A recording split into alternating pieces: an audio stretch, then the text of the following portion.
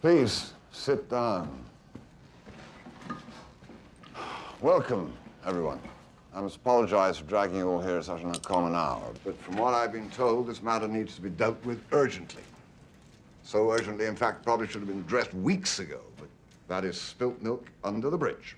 So, why doesn't somebody tell me what they think is going on here?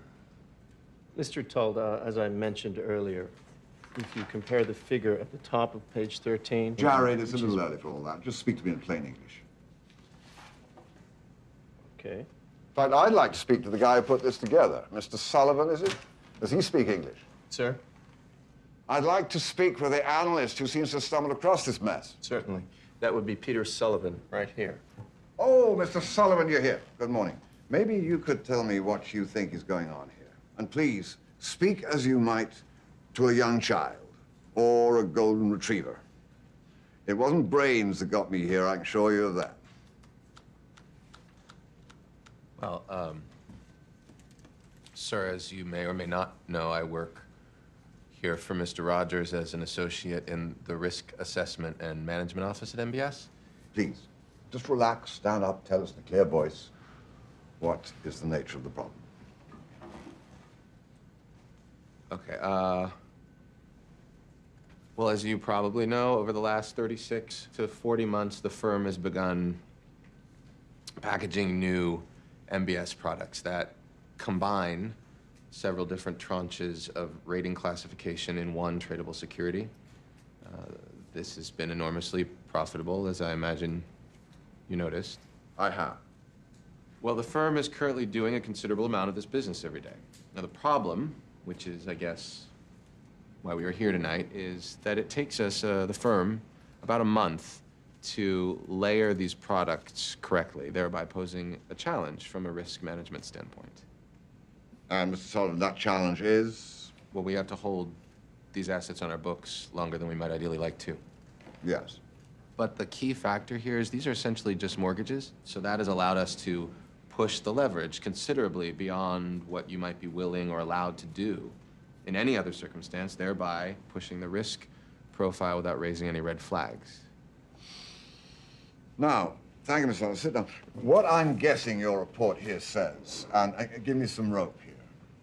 What I'm guessing it says is that, considering the, shall we say, bumpy road we've been on the last week or so, that the figures your brilliant co-workers up the line ahead of you have come up with don't make much sense anymore, considering what's taking place today. Actually, not what's taking place today, but what's already taken place over the last 2 weeks. So you are saying this has already happened? Sort of. Sort of. And Mr. Sullivan, what does your model say that that means for us here? Well, that's where it becomes a projection. But, You're speaking with me, Mr. Sullivan.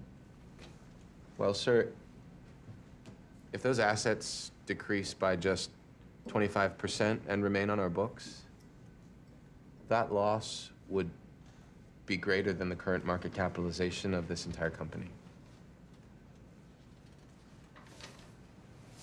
So, what you're telling me is that the music is about to stop, and we're going to be left holding the biggest bag of odorous excrement ever assembled in the history of capitalism. Sir, I'm not sure that I would put it that way, but let me clarify. Using your analogy, what this model shows is the music, so to speak, just slowing. If the music were to stop, as you put it, then this model wouldn't be even close to that scenario. It would be considerably worse. Let me tell you something, Mr. Sullivan. Do you care to know why I'm in this chair with you all? I mean, why I earn the big bucks? Yes. I'm here for one reason and one reason alone. I'm here to guess what the music might do a week, a month, a year from now. That's it. Nothing more. And standing here tonight, I'm afraid that I don't hear a thing. Just silence.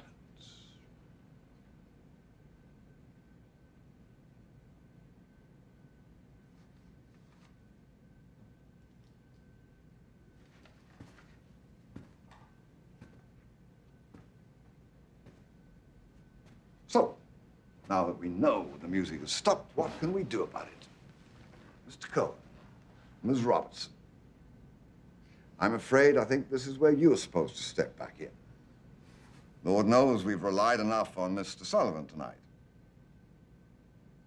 What do you have for us?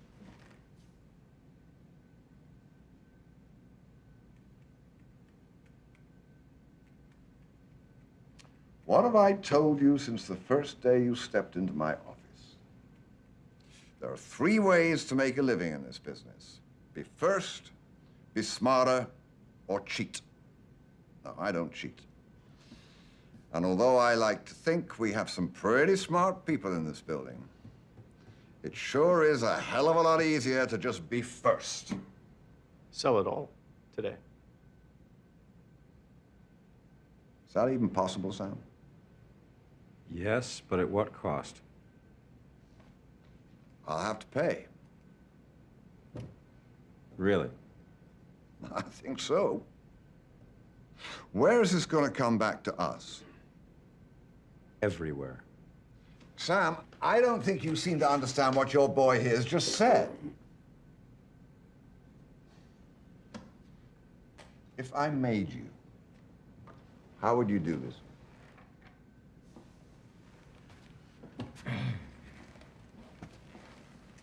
Well, you call the traders in for the normal 6:30 meeting and you be honest with them, because they're gonna know it's the end either way. So you're gonna have to throw them a bone, and a pretty big one. And then you've got to come out of the gate storming. No swaps, no nothing. 40% done by 10:15. By 11 o'clock, all your trades have to be gone, because by lunchtime, word's gonna be out. And by 2 o'clock, you're gonna be selling at 65 cents on the dollar if you're lucky. And then the feds are gonna be in here up your ass trying to slow you down. Ramesh, They can slow you down. They can't stop you. It's yours to sell. Yeah, but John, even if we manage to pull that off, and that's saying something, the real question is, who are we selling this to? same people we've been selling it to for the last 2 years, and whoever else will buy it. But John, if you do this, you will kill the market for years. It's over. And you're selling something that you know has no value. We are selling to willing buyers at the current fair market price, so that we may survive. You will never sell anything to any of those people ever again. I understand. Do you? Do you? This is it. I'm telling you, this is it.